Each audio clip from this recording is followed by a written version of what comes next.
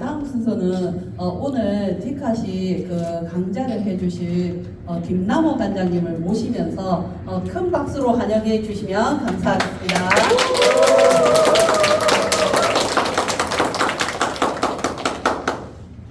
네, 반갑습니다.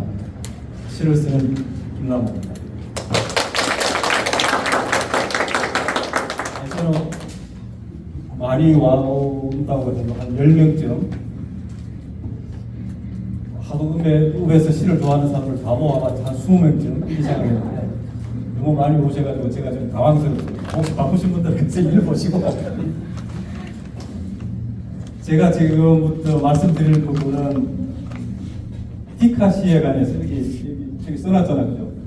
디카시에 관해 가지고 무슨 이야기를 해달라고 하는데 제일 난감한 게 1시간 동안에 시에 대해서 이야기하라는 것처럼 난감한 게 없어요. 1시간 동안에 이야기할 수 있는 내용의 성질 같으면은 평생을 시를 쓴다고 머리를 쥐어뜯고 있을 이유가 전혀 없지 않습니까? 그런데 시를 쓴다고 평생을 바치는 사람들은 그 사람들이 머리가 나빠서 그런 것도 아니고 시를 쓰는 일이 그만큼 쉽지가 않다는 뜻이고 시를 쓰는 일이 곧 내 삶을 충실하게 엮어나가는 일하고 같기 때문에 어떻게 하면 좋은 시를 쓰는가 하는 답은 어떻게 하면 잘 사는가와 연결되어 있기 때문에 그렇습니다. 그래서 사람들이 시에 대해서 어마어마한 오해들을 하고 있습니다. 이상하게 시인들은 좀 이상하게 생겼고 하는 짓도 좀 이상하고 약간 좀 사이코 같기도 하고 그래서 말을 갖다가 일반 사람들이 하는 말을 이상하게 비틀어가지고 알아듣지 못하게 하고 그러면 시가 되는 게 아닌가 이렇게 오해를 하고 계시는데요. 시는 말을 비튼다고 시가 되는 게 아닙니다. 우리 문예일대 회원들 중에서도 많은 분들이 시를 쓰라고 하면은 시를 이상하게 비틀어가지고 와요. 그래서 그냥 평범하게 해도 되는 말을 이상하게 꼬여가지고 비틀어가지고 무슨 말인지 못 알아듣게 이렇게 시를 써내는 사람들이 굉장히 많습니다. 그런데 시는 그렇게 말을 비튼다고 시가 되는 게 아니에요. 그러니까 우리가 시라고 할 때 시가 뭐냐고 물으면은 답하기가 굉장히 어렵습니다. 어려운 정도가 아니라 때로는 불가능합니다. 시가 뭐냐는 말하고 똑같은 말이 무슨 말이냐 하면은 인생이 뭐냐고 묻는 말하고 같아요. 인생이 뭐냐고 물어보면 뭐라고 대답을 해야 됩니까?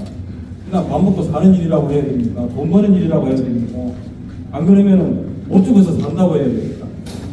결국은 시가 뭐냐고 하는 것도 그렇습니다.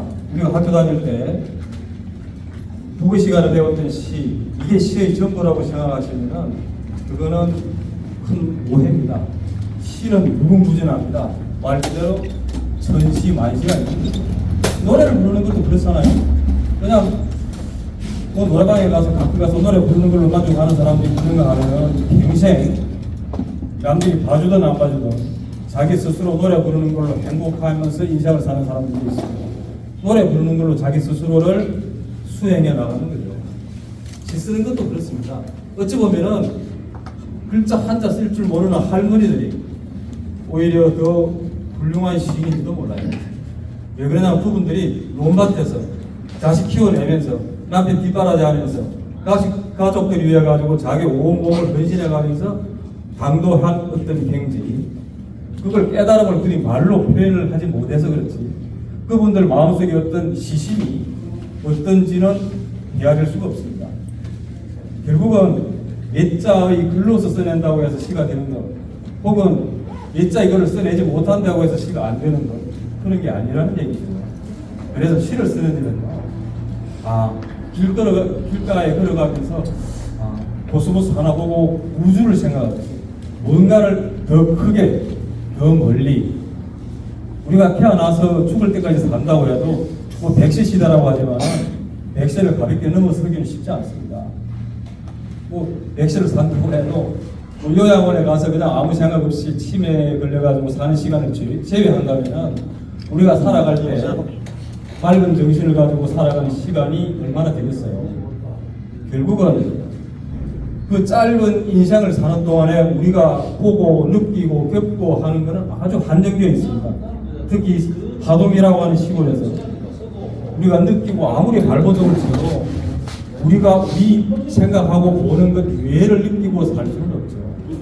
그렇다면 내가 나를 넘어설 수 있는 길, 우리가 우리에게 인생에게 주어진 것을 넘어서서 살 수 있는 여러 가지 방법 중에 하나가 저는 예술이고 시쓰기라고 생각해요.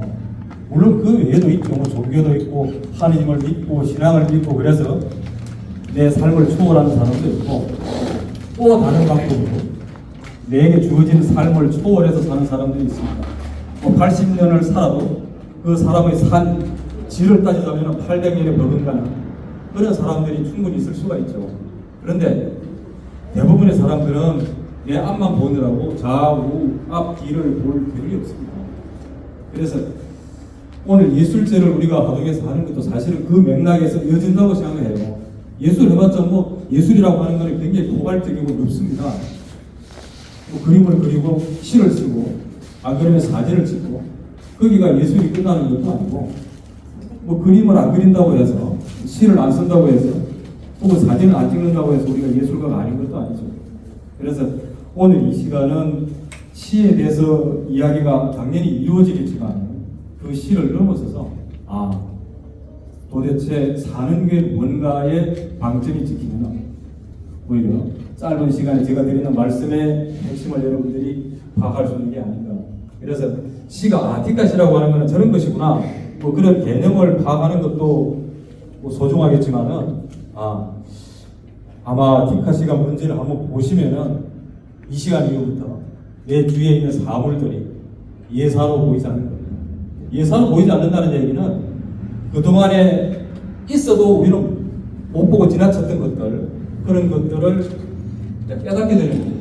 그러니까 모르면 없는 거예요.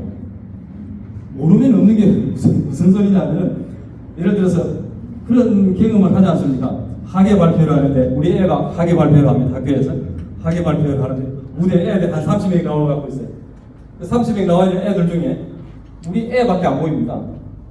다른 애 22명, 29명은 안 보이죠. 왜? 내가 관심을 갖고 있는 애는 우리 아들밖에 없기 때문에 우리 아들이 웃는지 우는지 무슨 짓을 하고 있는지 그것만 유독 보이지 나머지 애들은 있는지 없는지 몇 명이 나타났는지 걔들이 뭘 하는지 아무도 모르죠. 왜? 내가 관심을 두고 있는 그것만 존재하기 때문에 그렇습니다. 그 나머지 사실은 그 무대에 30명이 있었지만 내 아이를 제외한 나머지는 없는 것과 같은 겁니다. 똑같은 이유로 그렇습니다. 길 가다가 꽃이 지금 얼마나 가을에 꽃이 많이 피어 있습니다. 꽃이 무슨 많이 피어 있는데 내가 이름을 아는 꽃만 보이는 거예요. 내가 이름을 모르는 꽃은 그냥 꽃입니다. 그냥 꽃이라고 하는 거는 그냥 눈앞에 나타났다가 사라져버리는 거지. 내가 인식을 하는 게 아니라는 얘기예요. 인식할 수 없을 때 그것은 내에게 다가오지 않는 거예요. 그래서 글을 쓰거나 문학을 하거나 혹은 언어를 공부하는 사람들은요, 이 세상에 존재하는 것은 말로 존재하는 것이다. 무슨 소리냐면요, 이게 물이거든요. 물병이잖아요. 이 생수병이란 말이에요. 그럼 생수병이라는 말이 먼저 존재하는 건지 아니면 생수병이라고 하는 요 물체가 먼저 존재하는 건지 이렇게 묻는다면 사람들이 다 웃습니다. 야, 이 생수병이 있으니까 생수병이라고 말이 있는 거 아니냐. 앞에 저기 뭐 소나무가 있으니까 우리가 소나무라고 하는 이름을 붙여놓은 게 아니냐. 그렇게 생각하는데요. 존재가 있고 우리가 거기서 인식하는 게 아니라 사실은 안 됩니다. 인식하기 때문에 존재하는 거죠. 소나무라는 말이 있기 때문에 저 소나무가 우리가 보이는 거예요. 쉽게 말하면 소나무 말이 없어요. 소나무라는 말이 이사전에 없습니다. 이 세상에 소나무라는 말이 없다고 한번 생각해봐요. 앞에 저게 뭔지 우리는 알 수 없습니다. 슬프다는 말이 없으면 우리는 슬플 수가 없는 거예요. 뭔가 느낌 이상하긴 한데 슬프다는 말이 없으면 우리는 늘 나서 죽을 때까지 슬플 수가 없습니다. 자, 이 세상에 사랑한다는 말이 없으면 사랑할 수가 없어요. 결국은 이 세상을 존재하게 하는 것들의 가장 기본적인 거는 무엇이냐? 말이라는 거죠. 그 말로서 존재하고 말로서 생각하는 겁니다. 그러니까 귀에 장애가 있어가지고 듣지 못하는 사람들은 말을 할 수가 없잖아요. 그 사람이 성대에 문제가 있어서 말을 못하는 게 아니라 듣지 못하는 사람은 말할 수가 없어요. 결국은 우리가 말로서 모든 것을 표현하고 생각하고 이해하고 그렇게 되는 겁니다. 그러니까 늘 아무리 내가 사랑한다는 마음을 갖고 있어도 옆에 사람에게 사랑한다는 말을 하지 않았을 때 내가 그 사람을 사랑하는지 안 하는지 판단할 수 없는 것과 마찬가지로 우리가 세상을 이해하는 것도 역시 말로서 그렇게 되는 겁니다. 그 말을 가장 포괄적이고 효과적으로 사용할 수 있는 게 뭐냐 하면은 문학입니다. 문학이라고 하는 건 말 그대로 글자로서 뭔가를 표현하는 거죠. 그래서 글자로 표현하는 가장 대표적인 문학을 이야기하는 소설이라고 하는 게 있고, 그 다음에 수필이라는 것도 있고, 시라는 것도 있습니다. 그러면은 소설은 뭔데요? 소설은 우리가 꿈꾸고 상상하고 생각하는 것들을 이야기로 풀어내는 겁니다. 사람들은 누구나 이야기하고 싶은 욕망이 있거든요. 내 속에 있는 것들을 이야기를 안 하면 병이 나요. 그런 이야기가 있지 않습니까? 임금님 귀는 당나귀다. 그 이발사가 분명히 임금님 귀가 당나귀였는데 늘 두 번을 쓰고 있었기 때문에 임금님 귀가 당나귀라는 걸 온 백성들은 모르죠. 그런데 내가 이발하다가 어쩔 수 없이 임금님 귀가 당나귀라는 걸 봤습니다. 야, 이걸 봤는데 이 비밀을 숨기고 있다니 병이 납니다. 어떻게 합니까? 갈대밭에 가서 구덩이를 파고 임금님 귀는 당나귀라고 이야기를 하는, 그래야 내가 살 수 있는 거. 이야기를 해야만 살 수가 있는 것. 그게 문학의 본능입니다. 아라비안 나이트가 있습니다. 천일야화라고. 그 아라비안 나이트에 보면요, 주인공이 매일 밤 왕에게 이야기를 해야 돼요. 이야기를 내가, 그것도 그냥 하는 이야기가 아니라 아주 나를 재밌게 감동적으로 하지 않으면 이 사람은 죽습니다. 죽지 않기 위해서 이 사람은 맨날 새로운 이야기를 감동적으로 하루 동안 해나갑니다. 그래서 살아남죠. 그걸 모아놓은 책이 천일야화, 아라비안 나이트. 결국은 이야기를 하고 싶은 본능, 그걸 우리는 소설이라고 하거든요. 그래서 소설 쓰는 사람들은 끝없이 이야기를 지어냅니다. 내가 겪었던 것, 상상했던 것, 혹은 다른 책을 통해서 봤던 것들을 조합해서 또 다른 이야기. 그러면 수필은 뭔데요? 수필은 내가 살아가고 있는 것들을 그대로 다른 사람하고 공감하고 싶어서 이야기하는 겁니다. 그래서 수필에서는 많은 부분들은 내 삶의 자질구레한 이야기들을 까발리는 것들에 가깝고, 때로는 수필을 넘어서서 에세이라고 하는 것들이 있습니다. 산문. 거기는 내 주장을 담습니다. 내 사상을 담고 내가 다른 사람들한테 강요하고 싶은 것들, 내 의견을 이야기할 때는 산문이라고 하는 수필을 씁니다. 그럼 시는 뭐 하는데요? 시는 자기 고백의 문학입니다. 내 안에 있는 것을 다른 사람에게 고백하는 거죠. 그래서 시의 가장 본질적인 내용은 고백에 있습니다.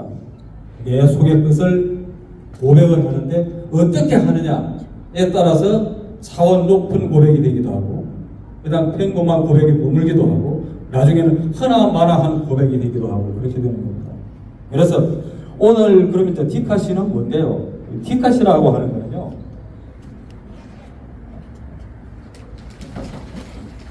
그냥 시면 시지, 디카시는 뭔데요? 디카시라고 하는 거는 디지털 카메라.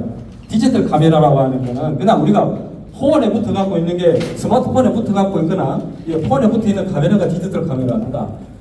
디지털 카메라로 찍은 그 사진의 장면에서 5줄 정도의 짧은 글을 붙여가지고 요 통째로 하나의 시를 만들어내는 것이 디카시입니다. 이게 만들어진 지가, 디카시라고 하는 게 만들어진 지는 한 20년 정도 됐습니다. 그 이전에는 디카시라는 말이 없었는데, 창신대학교 이상욱 교수라고 하는 분이 디카시라고 하는 명명 이름을 갖다 붙였어요. 이게 이름을 갖다 붙이는 것은 굉장히 중요합니다. 이름을 갖다 붙임으로 해서 요 장르의 주인공이 되는 겁니다. 이게. 그런데 많은 사람들이 굉장히 이거 쉽게 생각해요. 아하, 그냥 사진 하나 대충 찍어가지고 이때 개발세발 한 5줄 붙이면은 시가 되나 보다. 그래서 사람들이 디카시 쓰는 걸 굉장히 쉽게 생각하는데요. 늘 그렇죠. 쓰는 건 쉽습니다. 문제는 제대로 쓰기가 힘든 거죠. 그런데 사람들이 이거는 나도 쓰겠다. 저 정도는 뭐 저거 시도 아니네. 나도 쓰겠다. 쓸 수 있습니다. 디카시를 왜 쓰게 되었나는 동기가 중요해요. 디카시를 지금도 저 밑에 1층에 가면은 하동문일의 배원들이 한 30점 정도 디카시를 전시를 해놨는데, 디카시가 목적이 아니에요. 원래 목적은 뭔데요? 시를 쓰게 하는 게 목적입니다. 시를 쓰게 하는데 처음부터 시를 쓰라고 하면 사람들이 잘 못 쓰니까 사람들에게 시를 좀 쉽게 쓰게 하기 위해서, 시를 쓰는 방법으로 들어오게 하기 위해서, 유도하기 위해서, 쉽게 말하면 우리가 쓴 약을 먹을 때 약이 너무 쓰면은 먹기가 힘드니까 알약 껍데기에다가 달달한 맛을 입혀놓잖아요. 그걸 우리가 당의정이라고 합니다. 그러니까 달달한 옷을 입혀놓은 알약처럼 시에다가 앞에 사진을 하나 걸어놓으니까 이게 좀 쉬워 보인단 말이죠. 왜? 앞에 아무래도 사진이 있고 밑에 말을 갖다 붙이는 거는 어렵지가 않잖아요. 그래서 디카시가 만들어진 겁니다. 디지털 카메라로 찍은 시. 자, 그걸 줄여가지고 우리가 디카시라고 부르는데요. 자, 여기도 보면은 이 지금 사진은 또 잘 보입니까? 네, 사마귀 허물입니다. 사마귀가 이 허물을 벗어놓은 거예요. 풀숲에. 이 곤충들은 허물을 벗어야 계속 커나가는 거 아닙니까? 그래서 허물을 벗어놓고 사마귀는 도망가고 없죠. 껍데기만 남아가고 있는 겁니다.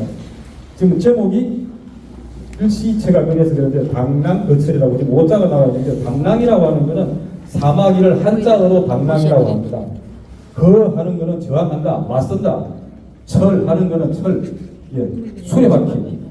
당랑거철, 사마귀가 수레바퀴와 맞선다, 한강무게하다, 뼈가리 없다, 그런 뜻인데요. 지금 여기서 나오는 거는 맨 첫 줄이 뭐라고 되어 있냐면요, 딱 저기 사마귀가 벗어놓은 허물이 비닐 우이 닮았잖아요.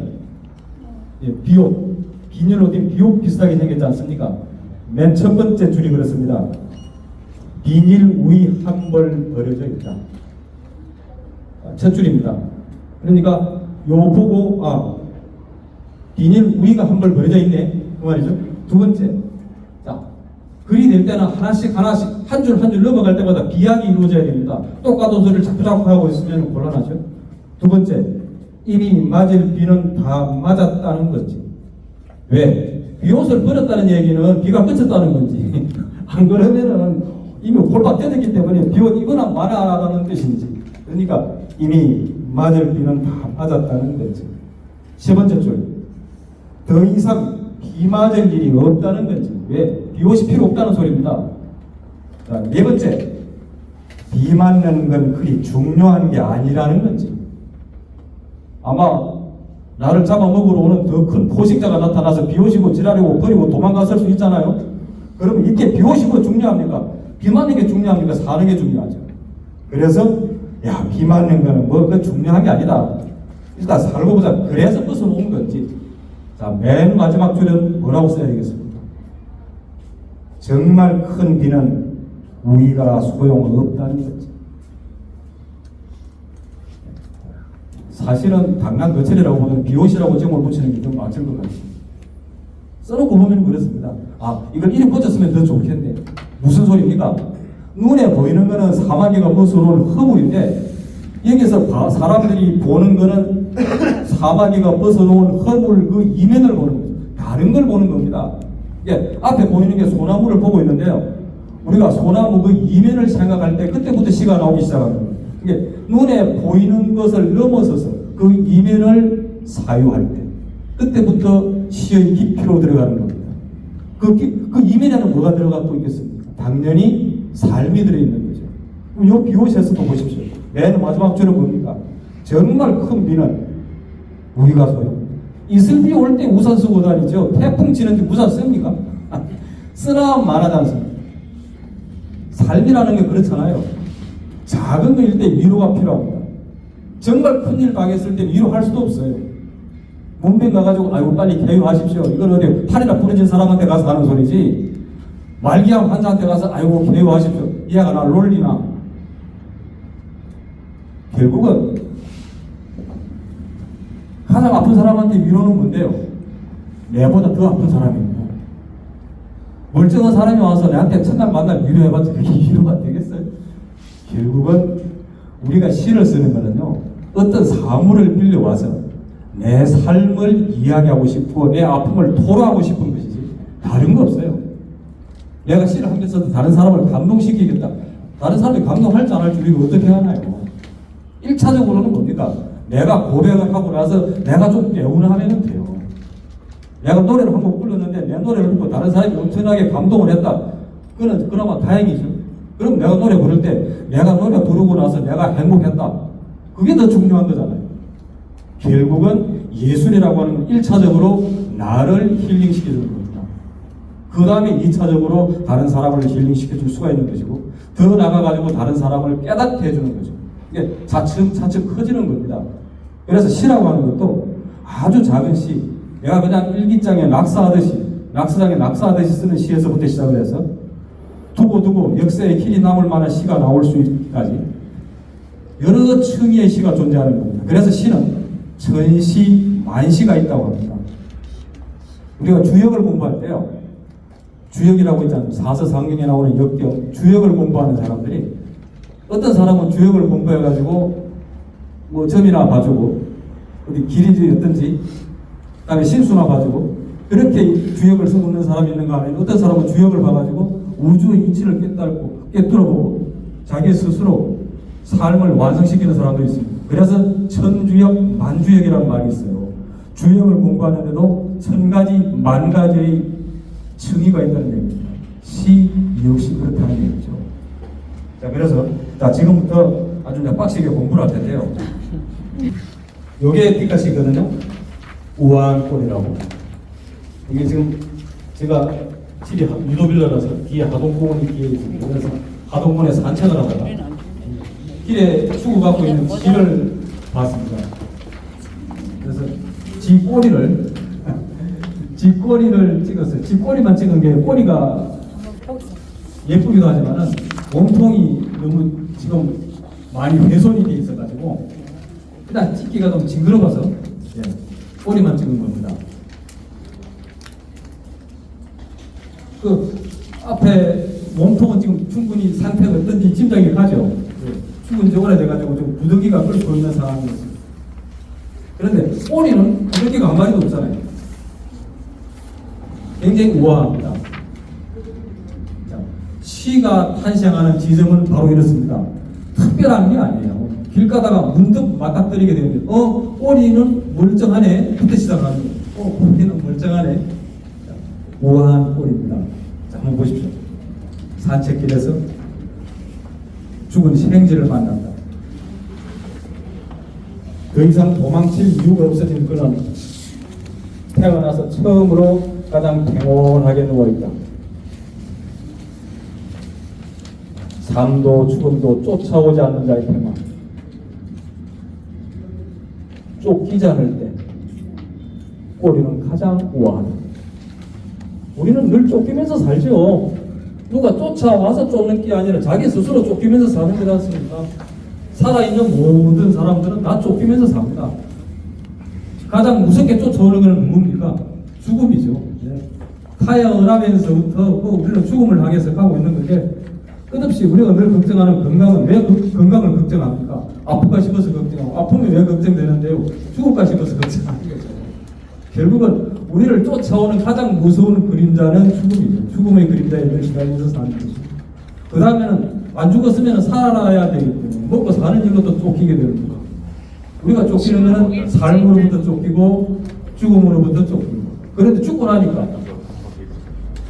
쫓길 일이 없잖아요. 이미 죽어버렸으니 죽음이 쫓아올 이유도 없고 이미 죽어버렸으니 삶도 쫓아올 이유가 없습니다. 그래서 혹독하게 큰 병을 앓고 난 사람들은 눈이 뜨입니다. 아하, 죽은 문턱까지 갔다 온 사람들은 아하, 눈이 하나 더 생기죠. 또 다른 병지로 아하, 안 쫓겨야 되겠다. 내가 도망간다고 피해갈 수 있는 곳은 아니다. 그런 걸 알게 되는 거죠. 그래서 이렇게 우아한 꼬리는 쫓기지 않을 때 꼬리가 우아합니다. 도망가는 강아지나 고양이 보면은 그냥 사타구니 사이에 꼬리를 찡가가지고 도망을 가지 않습니까? 도망가는 것들이 꼬리는 우아할 수가 없어요. 쫓기는 자의 꼬리는 우아할 수가 없습니다. 쫓기지 않을 때 우아하지. 이 꼬리라고 하는 것은 뭡니까? 이 사람이 갖고 있는 권위, 이 사람이 갖고 있는 어떤 내면의 아름다움, 이런 것들이, 모든 것들이 나의 어떤 숭고함이 살아가고 있는 거는 쫓기지 않을 때 가능한 거죠. 안 쫓기려면 어떻게 해야 돼요? 소홀해야 할 수밖에 없습니다. 죽음으로부터 피해갈 수도 없고, 우리가 살아있는 한 먹고 사는 일에 매달리지 않을 수가 없기 때문에 쫓기지 않으려면 그것들을 초월하는 수밖에 없어요. 그런데 이렇게 써놓으면 뒷가시인데요. 자, 잘 보십시오. 제가 아까 말씀드린 게 뒷가시를 쓰는 게 목적이 아니라 우리는 시를 쓰는 게 목적입니다. 자, 이렇게 썼습니다. 이거 쓰는 거 아주 쉬워요. 폰을 가지고 다니는 젊은 친구들은 그냥 어떻게 톡에 나에게 보내기, 이게 사진 올려놓고 그냥 매출 이렇게 손으로 밑에다가 쓰면 돼요.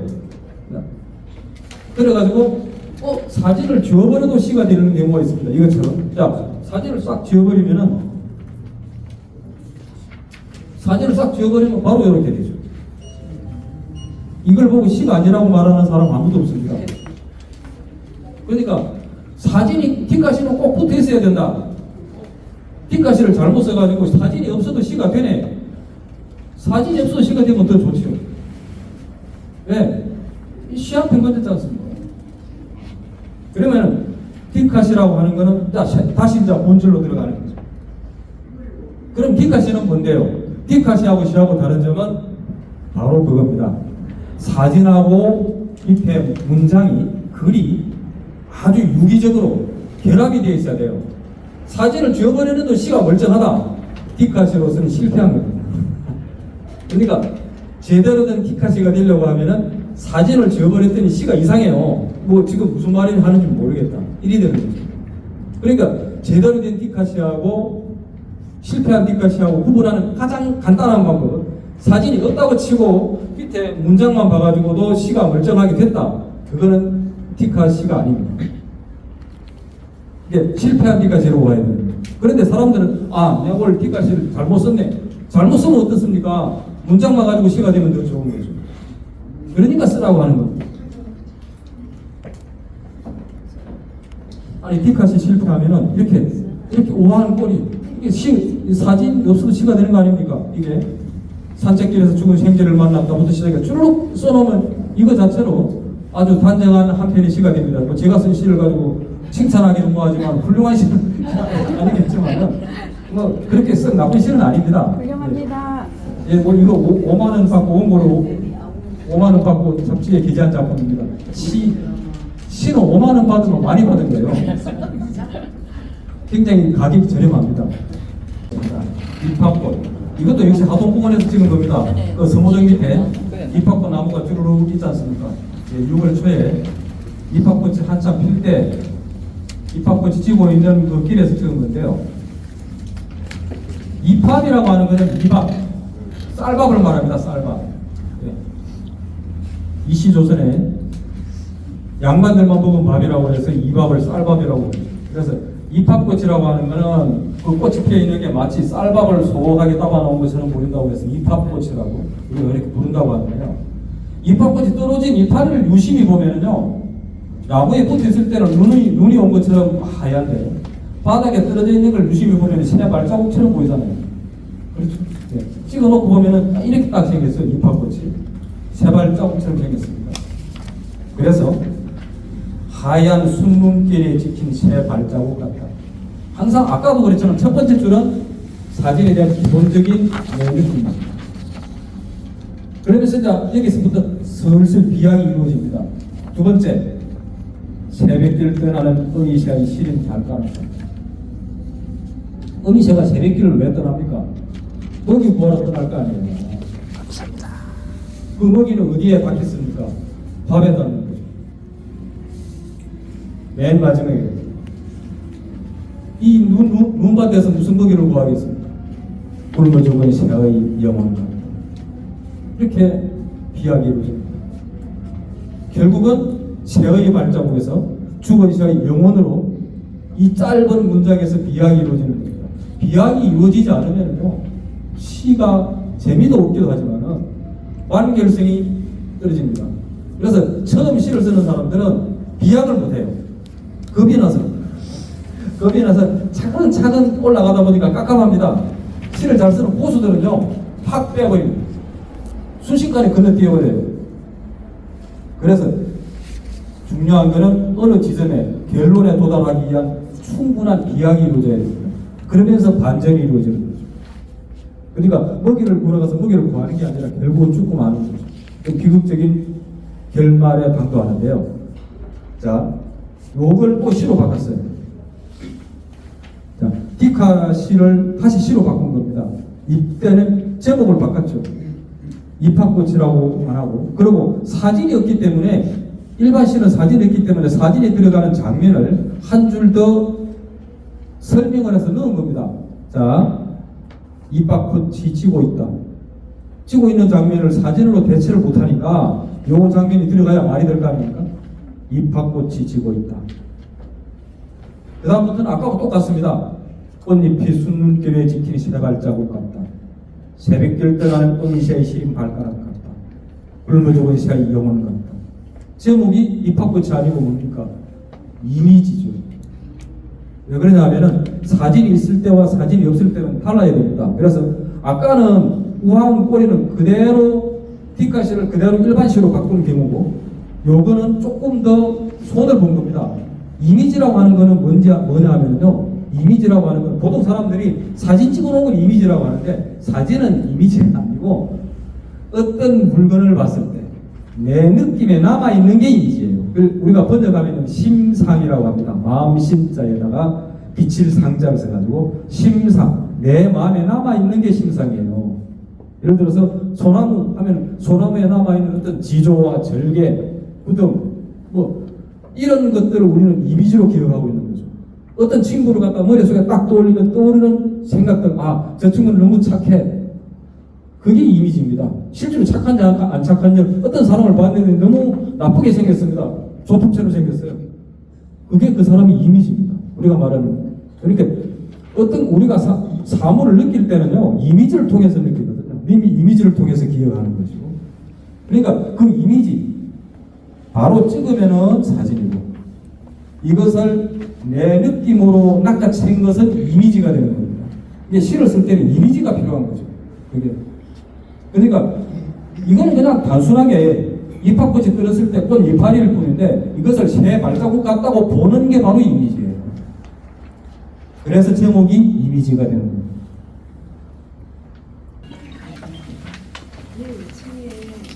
자, 요거는 호박잎 수위라고 하는 것입니다.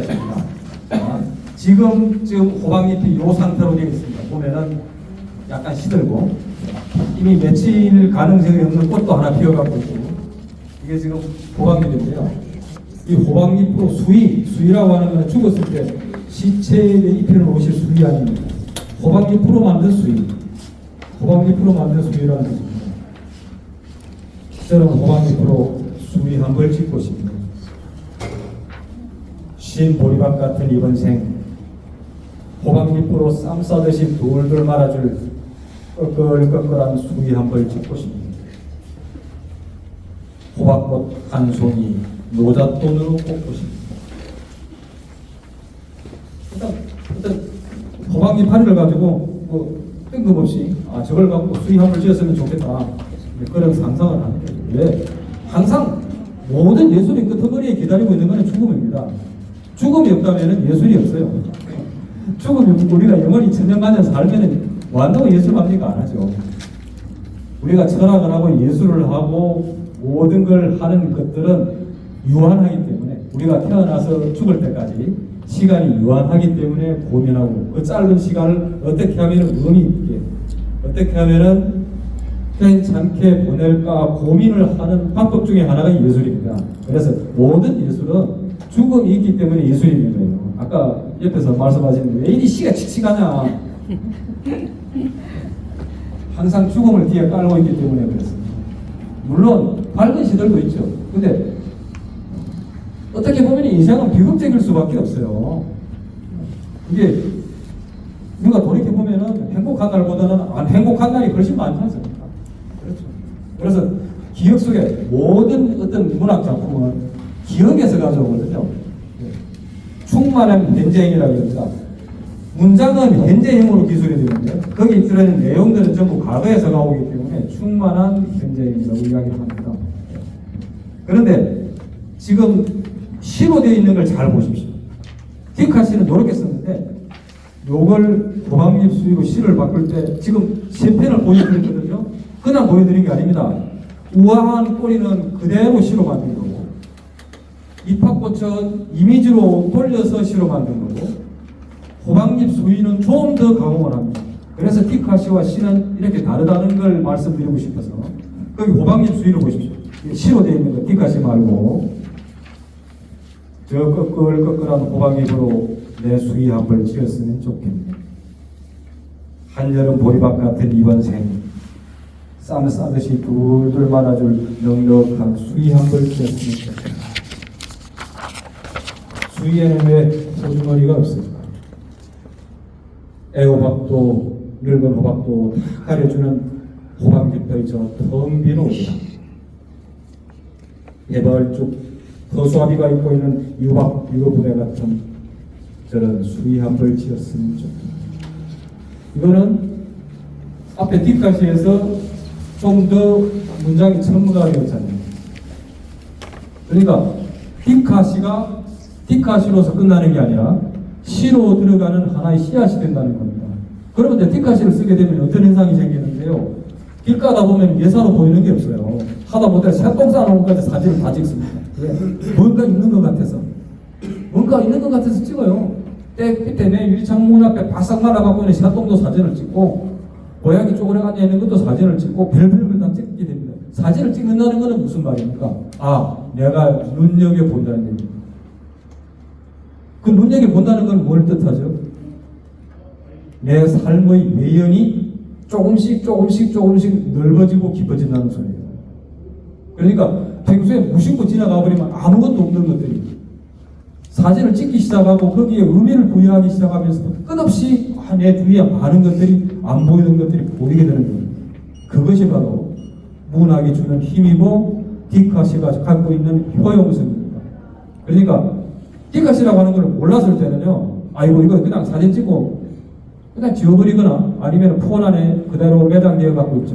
그런데 친구들하고 놀러 갔을 때 무슨 행사 이럴 때 얼굴 사진 찍는 거 말고는 사진 찍을 일이 별로 없잖아요. 디카시라고 하는 것을 한번 써보려고 하면 그때부터는 내 폰 안에 들어있는 인물 사진보다는 쓸데없는 사진들이 훨씬 많아집니다. 왜? 그만큼 많은 사물들에 내 관심을 쏟게 된다는 소리입니다. 관심을 갖게 된다는 얘기는 내가 그만큼 넓어지고 풍요로워진다는 소리죠. 그러면은 자, 디카시를 넘어서 진짜 시를 하나 보겠습니다. 이건 디카시가 아닙니다. 강부자 씨의 팬이에요. 며칠 전에 쓴 겁니다. 배우 강부자 씨가 TV에서 대담을 하고 있다. 잘 보십시오. 아까 뒷가시는 사진을 찍어놓고 사진을 설명하는 게 맨 첫 줄에 들어갔잖아요.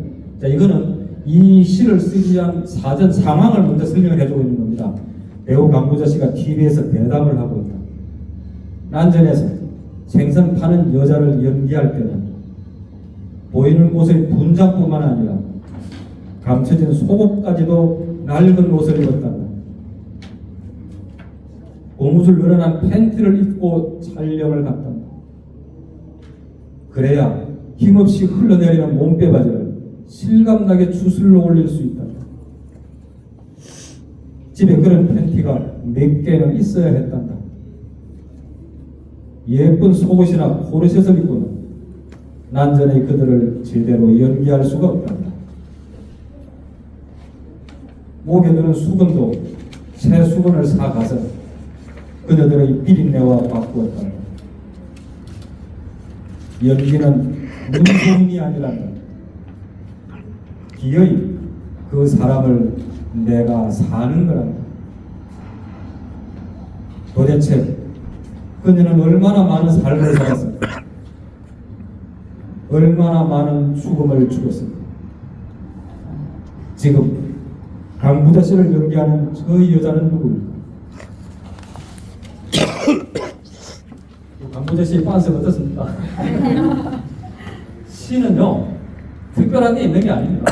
드라마를 보다가, TV를 보다가, 길 가다가, 그냥 어느 순간에, 그냥 이렇게 그 너머를 보려는 생각만 갖고 있으면 돼요. 연기를 갖다가 그냥, 대충 분장해가지고, 그냥 흉내내는 게 연기가 아니라, 기어이 그 사람이 들리는 어떤 발버둥, 내 존재 자체를 바꾸려고 하는 그 발버둥이 가장 진실한 연기자라고 하는 강보자 씨의 그 연기로는 결국은 시론에 대하 있다는 얘기입니다. 좋은 시는요, 말 몇 자 비튼다고 시가 되는 게, 지금 여기 강보자 씨 팬티에 말 비틀어 가지고 이상하게 쓰는 구절 하나도 없잖아요. 이해 안 가는 구절이 있습니까? 그 연기의 강보자 씨의 연기의 깊이는 그 사람의 삶을 깊이에 닿잖아요. 그러면 그걸 보고 시를 쓰는 나는 또 거기서 또 다른 깊이를 얻게 되는 것이고, 이렇게 우리가 문학 작품을 통해서 공감하고 그것을 통해서 또 새로운 깨달음을 얻게 되는 것이고, 이렇게 함으로써 우리는 좀 더 아름다운 삶을 살게 되는 게 아닌가. 그리고 아름다운 늙음을 늙어갈 수 있는 것이고, 맨 마지막에 가서는 아름다운 죽음을 맞이할 수 있는 게 아니냐 하는 겁니다. 웰빙이라고 합니다. 잘 산다는 얘기인데요. 잘 살기 위해서는 맨 마지막에 잘 죽을 수 있는 조건이 되는 겁니다. 그래서 웰다잉, 잘 죽기 위해서는 웰빙, 잘 살아야 되는 거죠. 그 잘 사는 방법 중에 우리는 뭘 택했느냐? 글 쓰는 사람들은 문학을 택하는 것이고, 잘 살기 위해서, 그래서 사람들은 사진을 찍고 그림을 그리고 노래를 부르고 예술을 하는 겁니다. 그래서 우리는 예술제를 여는 겁니다. 제 강의는 여기서 마치겠습니다.